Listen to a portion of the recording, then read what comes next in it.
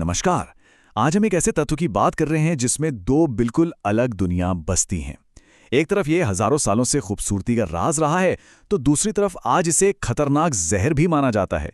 तो चलिए एंटीमोनी की इसी दिलचस्प और दोहरी कहानी को समझते हैं। चलिए एक सवाल से शुरुआत करते हैं। जरा सोचिए, रानी नेफरतीती, एक फायर फाइटर का सूट और एक स्मार्टफोन, इन तीनों में क्या कॉमन हो सकता है? सुनने में तो ये तीनों चीजें बिल्कुल अलग लगती हैं, है ना? पर इसका जवाब एक ही है, एंटीमनी। जी हाँ, एंटीमनी। प्राचीन मिस्र में रानी नेफरतीती जैसी हस्तियां स्टिबनाइट, जो कि एंटीमनी का ही एक मिनरल है, उसे पीसकर आंखों में लगाती थी। इसी को हम कोहल या सुरमा के नाम से जानते हैं। यही थी इनकी खूबसूरती का वो गहरा राज। तो ठीक है, ये तो हुई पहली कड़ी। अब जरा इसमें और गहराई से उतरते हैं। एंटीमनी का इंसानों के साथ जो रिश्ता है ना, वो सिर्फ मेकअप तक ही नहीं था। ये कहानी बहुत पुरानी और बहुत ही अलग अलग मोड़ों से गुजरी है। ये टाइमलाइन देखिए, एंटीमनी का सफर कितना लंबा और हैरान करने वाला रहा है। कहानी बाइबल के समय से शुरू होती है, जहां इसे कॉस्मेटिक की तरह इस्तेमाल किया जाता था। फिर पहली सदी आते आते ग्रीक डॉक्टर इसे स्किन की बीमारियों के इलाज के लिए सुझाने लगे। और बात यही नहीं रुकी। 17वीं सदी तक तो डॉक्टर इसका इस्तेमाल एक बहुत ही पावरफुल दवा के तौर पर करने लगे थे, उल्टी करवाने के लिए। मतलब एक ही तत्व के कितने अलग अलग रूप हैं, है ना? तो ये कोहल या सुरमा आखिर था क्या?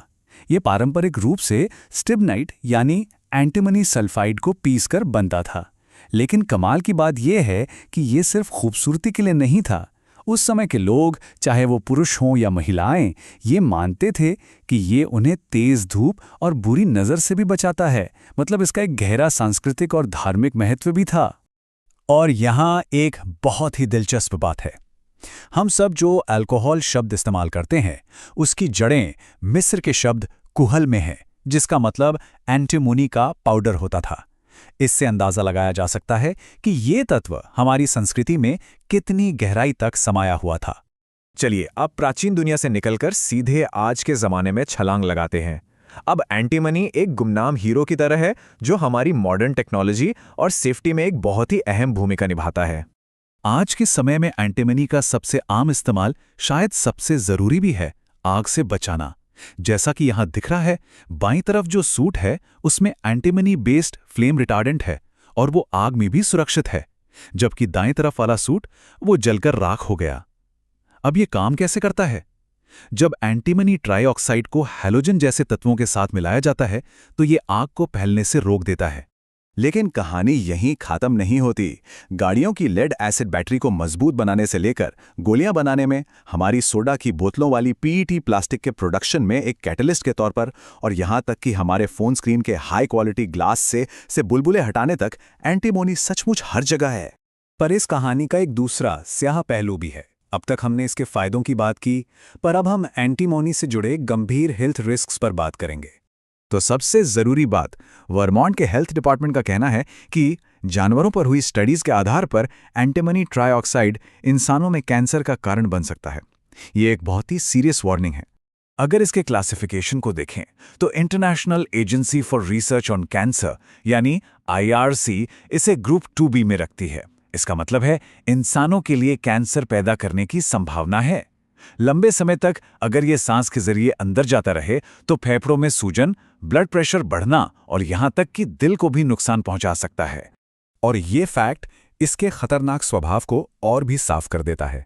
19वीं सदी में एंटीमनी एक स्लो पॉइजन के तौर पर हत्यारों के बीच काफी पॉपुलर था। एक खूबसूरत कॉस्मेटिक से एक जानलेवा जहर तक का सफर वाकई चौंकाने वाला है। तो सवाल ये उठता है कि हम इसके संपर्क में आते कैसे हैं? चलिए अब रोजमर्रा की जिंदगी में इसके जोखिमों को समझते हैं, क्योंकि ये हमारे जितना करीब हो सकता है हमने शायद सोचा भी ना हो। इसके 3 मेन रास्ते हैं। पहला, सांस के जरिए यानी दूषित हवा से। दूसरा, खाने पीने की चीजों से। और तीसरा, स्किन कांटेक्ट से, यानी ऐसी चीजों को छूने से जिनमें एंटीमनी मौजूद हो। और ये बहुत सारी आम चीजों में पाया गया है। पीईटी प्लास्टिक की बोतलों में, खाने पीने की चीजों में, बच्चों के स्कूल बैग्स, पेंसिल केस और यहां तक कि कपड़ों के सैंपल्स में भी। मतलब ये हमारी सोच से कहीं ज्यादा करीब है। और जो बात सबसे ज्यादा चिंता की है वो ये है, CDC की एक स्टडी बताती है कि अमेरिका में बड़ों के मुकाबले बच्चों के शरीर में एंटीमोनी की मात्रा ज्यादा पाई गई है। ये उन्हें खास तौर पर खतरे में डालता है। देखिए, ये सिर्फ एक हेल्थ का मुद्दा नहीं है, ये एक ग्लोबल मुद्दा भी है। चलिए देखते हैं कि कैसे ये कॉम्प्लिकेटेड एलिमेंट दुनिया भर की जियोपॉलिटिक्स और इकोनॉमी पर असर डालता है। यही निर्भरता इसे एक जियोपॉलिटिकल मुद्दा बनाती है। ये चार्ट साफ साफ दिखा रहा है कि अमेरिका अपनी एंटीमनी की सप्लाई के लिए दूसरे देशों पर कितना निर्भर है। 2013 के आंकड़ों के हिसाब से 71% इंपोर्ट सिर्फ चीन से हुआ था। जब किसी एक देश पर इतनी बड़ी डिपेंडेंसी होती है तो सप्लाई चेन में रिस्क बहुत बढ़ जाता है, और यही बात इसे स्ट्रेटेजिकली इतना जरूरी बना देती है। और इसी वजह से यूरोपियन यूनियन और यूनाइटेड स्टेट्स दोनों ही एंटीमनी को एक क्रिटिकल रॉ मटेरियल मानते हैं। ऐसा इसके स्ट्रैटेजिक महत्व और सप्लाई के रिस्क की वजह से है। ये डिफेंस, एनर्जी और मैन्युफैक्चरिंग इंडस्ट्रीज के लिए बहुत ज़रूरी है। तो कुल मिलाकर हम कहाँ पहुँचते हैं? एक तरफ है प्राचीन सौंदर्य और दूसरी तरफ एक आधुनिक जोखिम।